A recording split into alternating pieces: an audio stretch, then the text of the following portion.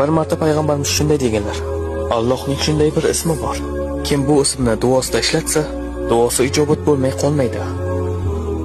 Bir kuni Anas roziyallohu anhu shunday dedilar: Men payg'ambarimiz sollallohu alayhi vasallam bilan masjidda o'tirganimizda bir kishi namozni tugatdi va yana ruku qildi. Keyin esa sajda qildi. U sajda qilib bo'lgach shunday dedilar: اللهم إني أسألك بأني أشهد أنك أنت الله لا إله إلا أنت الأحد الصمد الذي لم يلد ولم يولد ولم يكن له كفوا أحد. Va u Allohdan so'rashni davom etdi. Payg'ambarimiz o'girildi va u kishiga shunday dedilar: Sen Allohdan uning eng buyuk ismi bilan so'rading. Agarda kimdir Allohdan shu ism bilan iltijo qilsa, Alloh unga javob beradi. Agar kimdir shu ism bilan nimadir so'rasa, Alloh beradi. Alloh buni ikki xil yo'l bilan qiladi. Alloh javob beradi yoki o'sha narsani beradi.